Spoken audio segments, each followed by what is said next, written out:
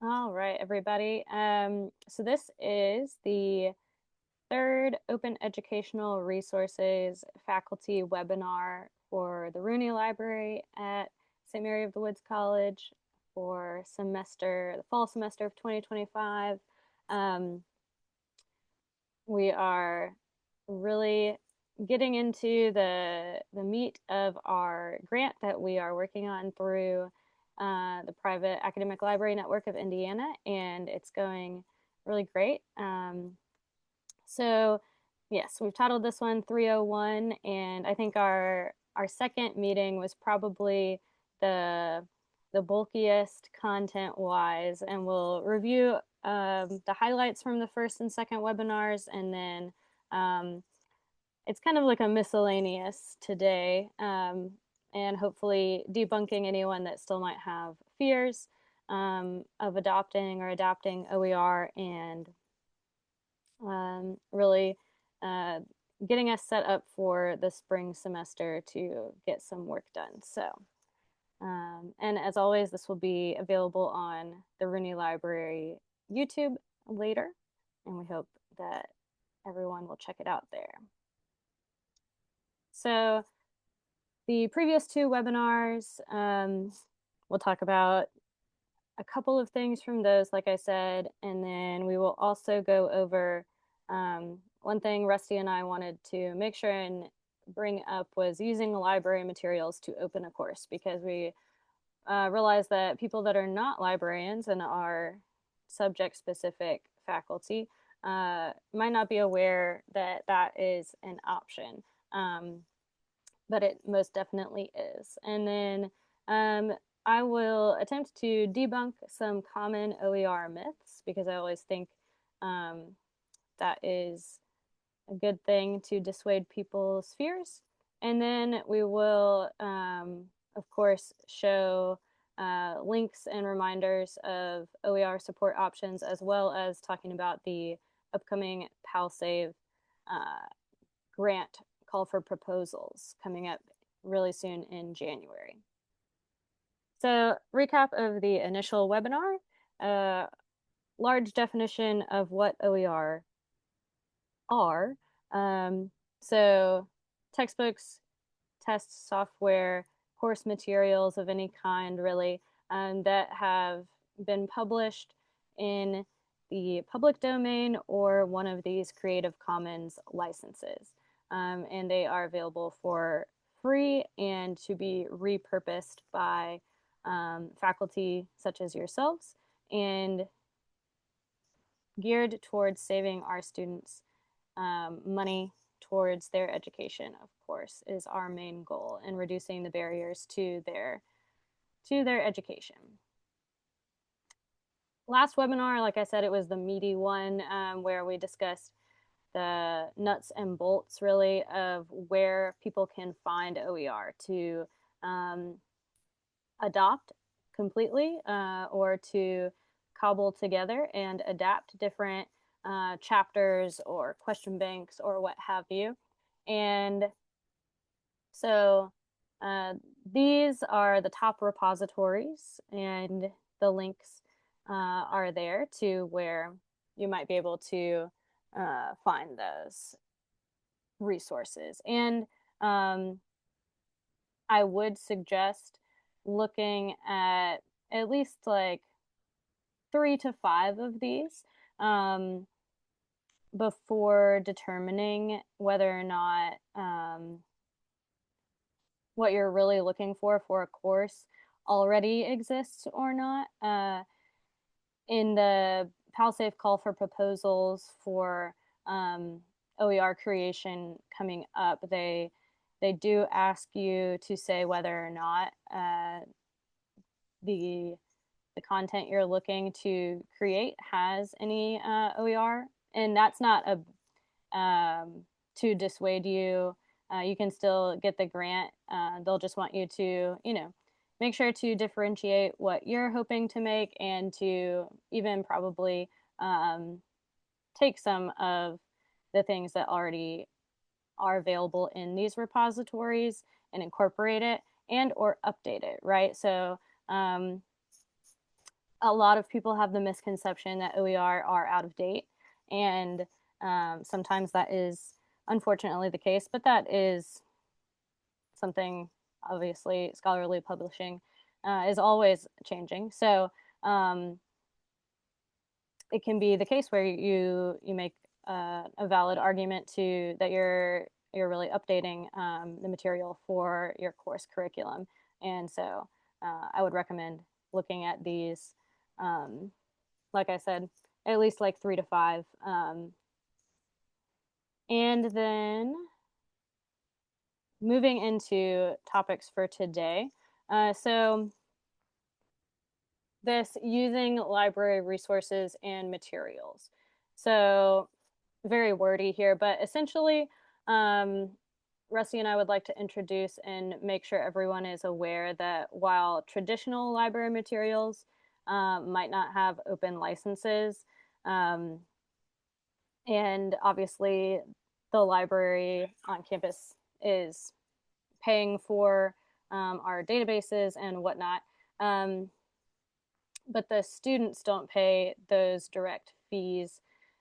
So you can still use a library resource and consider it a zero cost course, because the student is not paying for the textbook. So this is a little bit more something just to, one, to be aware of, two, requires a bit of collaboration and communication because these are copyrighted and restricted. But in the positive, a lot of traditional publishers are offering multi-use licenses more and more, as OER is kind of, taking their business, as you could say. And so Rusty, as well as myself and the other subject specific research services librarians, we want to help incorporate your use of library license materials if that is something that you've heard about for your subjects, and or just to investigate for with you, alongside you, and like we are always noting, this is the bottom sentence there about how useful this is for a small college like ourselves and courses that might have 20-25 max students. We can really work a lot with licensing agreements there for with the publishers to allow that amount of students access for usually a relatively good deal, right? Per semester, is how that works. So please reach out to us. And then Rusty, if you'd like to jump in and explain, because I know you're doing this with a course yourself, please feel free.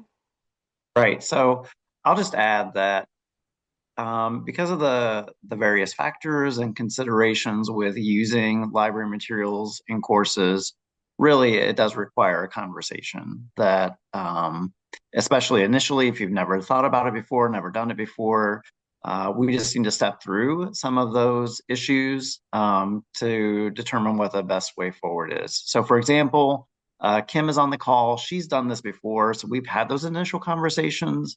So now it's pretty much she just sends an email because she knows all of the things that are at play with this, and I can do my job and get back to her. But initially, there's some education that needs to take place about what's really involved with this as an option for course materials.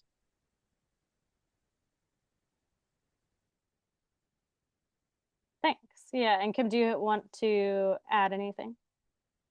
I was just gonna share that it's been incredibly a supportive network to do that with Rusty.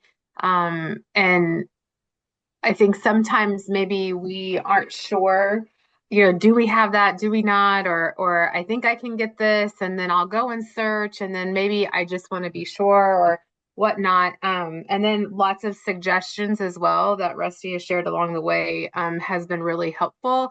and beneficial, and I do this in most of the courses I teach now. Wonderful. Thank you.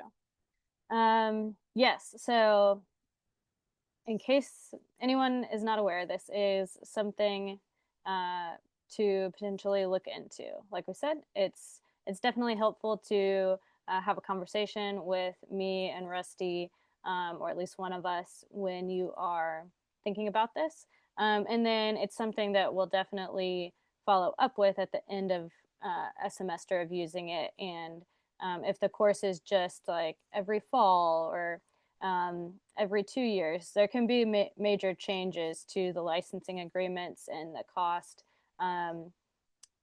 because these are companies that are always changing these policies. So and that can be often for the better cost wise for us. So just something to keep in mind and to know about. And best practices. Number one, of course, consult us. That's what we were just talking about.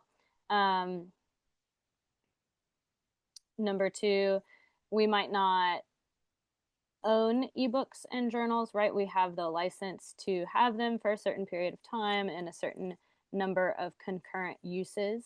And we have a subscription, right? So if it is something that we just want to have for a certain semester, that is really helpful to know, because we could do a 4-month or 6-month license sometimes instead of a 12-month, that sort of thing.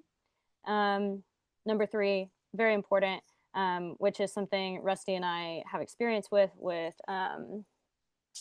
working with the ebook publishing vendors, journal vendors, about number of licenses that we are renting, if you will, subscribing to. And so, make sure to ask us about that and let us know your expected enrollment and whatnot. And number four, we can help you make sure it's in Canvas, how you need it to be, and Rusty is reminding me in the chat that you don't need permission for posting the link. So that is great. Yes, so that is using library materials to technically kind of loophole open a course, if you will, because again, zero cost to students. And so some common OER myths that people hear. I just wanted to make sure to include these as a last ditch effort, hopefully to reassure anyone who still might be on the fence about OER, and really get you over some of those fears. So myth number one, you get what you pay for, in the negative sense, that if you're not paying anything, then it is poor quality. So the fact of the matter is that OER quality standards are constantly rising, and often you get the same quality as traditionally published materials because they're made by people such as yourselves, very well credentialed faculty members from institutions across the country, that have specialized and submitted these for various portions of their CV, right? So OER is not what it was 10 years ago. It was a fledgling thing then, but now it is full force. Number two, copyright for OER is complicated. So despite what we were just speaking about with using library licensed materials, open licensing and the Creative Commons makes OER easy to freely and legally use. And that's something Rusty and I know a lot about, the Creative Commons. So if you're having trouble finding the Creative Commons license posted on an OER or any resource, just let us know and ask us, and it will not take us long at all to find it and to let you know what it means, interpret it for you, and let you know what you're allowed to do. But essentially you are a faculty here and you can really do a lot with all of these. So it is not something to be afraid of at all. Number 3, OER are not sustainable into the future with staying up to date, whatnot. So the facts are the models for OER and the different repositories are evolving, and OER are produced to be adapted for continuous improvement. So it's not like you only have a Pearson or a McGraw-Hill formatting and they're just updating the studies and the dates within the traditional old format of publishing, right? So each different OER repository and metafinder and producer of OER uses their own format, and each faculty member will have their own look and feel to a chapter, to a course, to a question bank.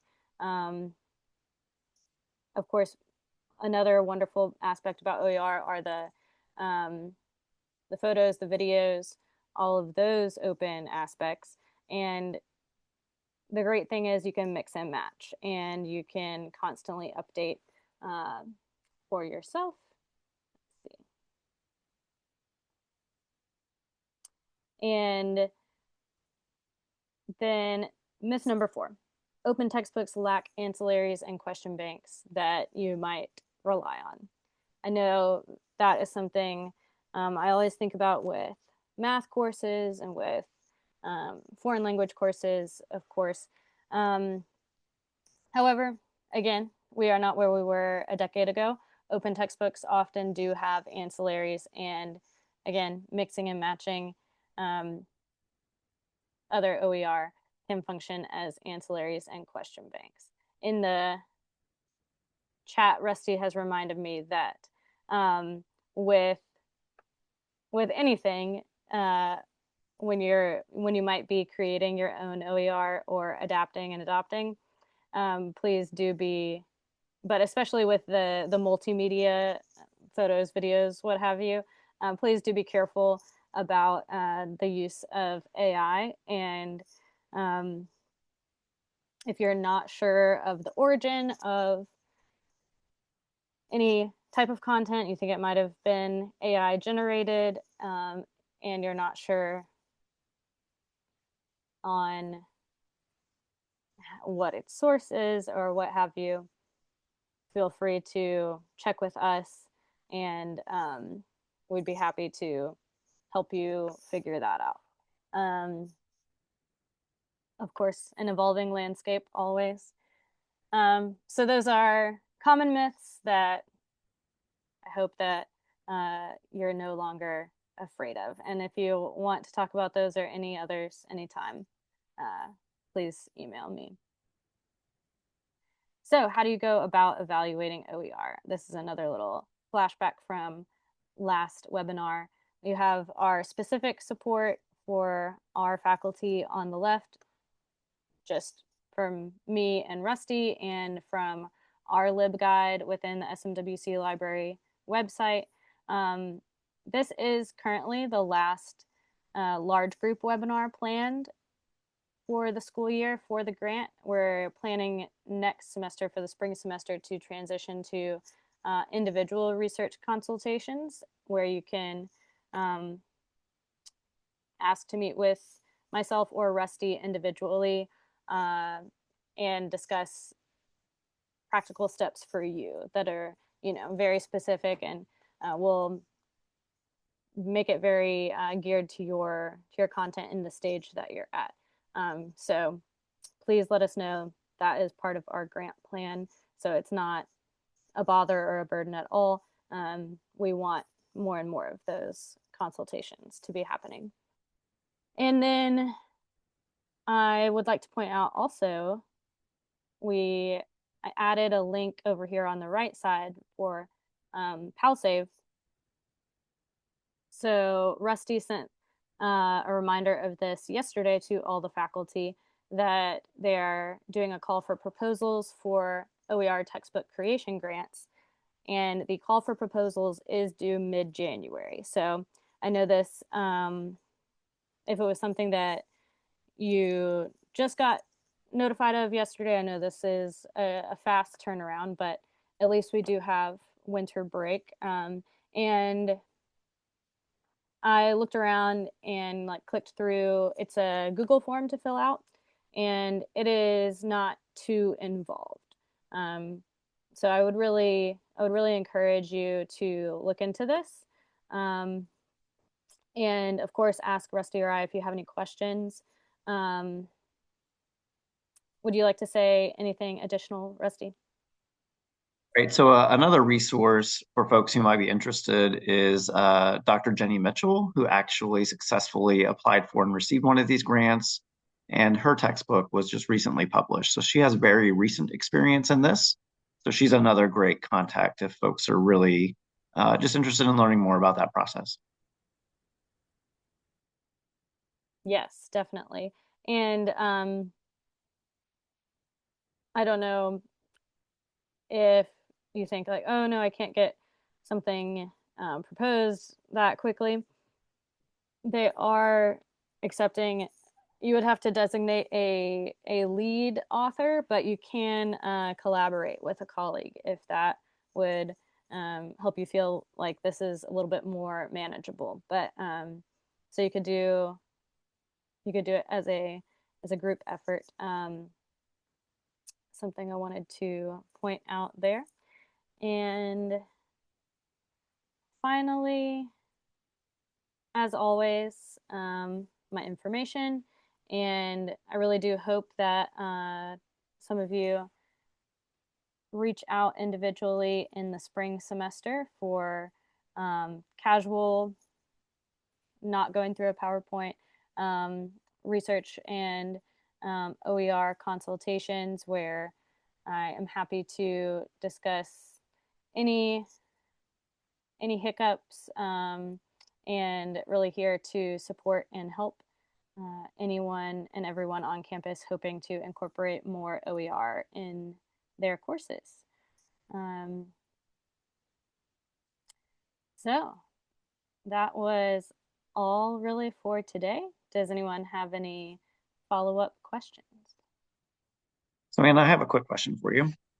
This kind of stems from another email that you sent me about some things, but um, as I have looked through Canvas Commons a little bit, I see that there are a lot of things in there that are potentially, in my mind, OER.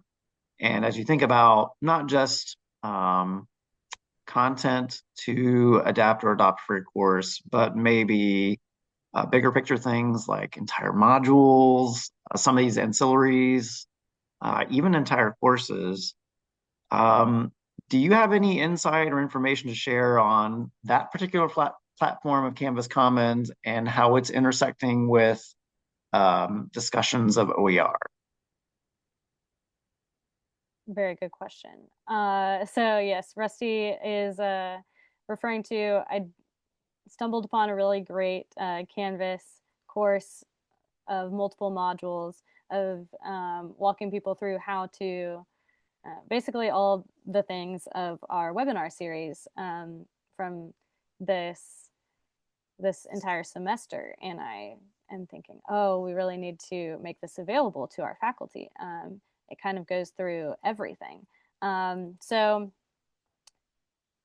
yes, basically I am very grateful that the college uses Canvas because I do think that Canvas is a great repository for collecting and making available various OER. So, I mean, you can basically add Canvas Commons to a list of OER repositories in a way because you'll notice that most things are CC by and therefore adaptable by our faculty. And then it's already in our formatting too, even for our online courses, which is great. So I would say Canvas is definitely a leading a leading way to reduce the barriers to implementing various OER. Also, the Open Textbook Network at the University of Minnesota operates on Canvas. So with the connections there and all of their resources, I know they're basically native Canvas, and we can speak with anyone from that network to connect people to more. All right. Well, thank y'all so much for joining us today, and or watching this on YouTube later. And I hope everyone has a great holiday season, and we'll see you all next time. Thank you.